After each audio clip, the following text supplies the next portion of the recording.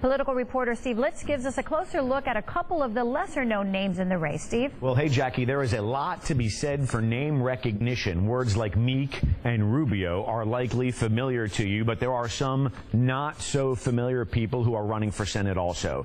Candidates like DeCastro, Bean, and Drake, lesser-known candidates who are hoping to be well-known come election time. I will be a candidate.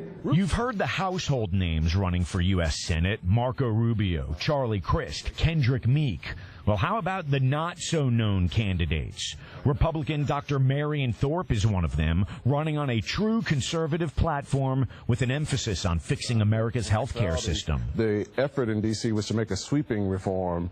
And in fact, we're not even sure how we're going to pay for this thing. There's some promises about reductions in Medicare coverage, et cetera, on out into 2014.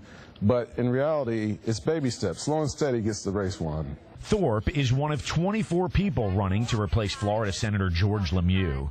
There are 7 write-in candidates, 6 independents, 5 Democrats, 4 Republicans, 1 Libertarian, and 1 from the Constitution Party of Florida. Jeff Greene, a Democrat who back in 1982 ran for office in California as a Republican, made a fortune in the recent subprime mortgage real estate meltdown, in essence betting against America's housing market. He told me his Democratic roots run deep. Again, what I did was I made one-sided investments against the biggest banks on Wall Street, and I went against the biggest banks on Wall Street, and I won. And I think the people of Florida need someone like me to go to Washington and go up against the power brokers and special interests in Washington, just like I went against those banks on Wall Street. Regarding those 3 names you do know, the most recent Rasmussen Reports poll has Crist leading with 38%, Rubio second with 34%, and Meek third with 17%.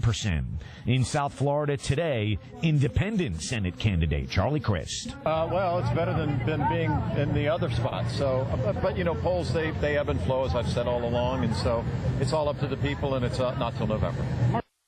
And one important note about that Rasmussen poll you saw in my report: the margin of error is plus or minus 4.5%, which means the 2 front runners, Crist and Rubio, are virtually tied.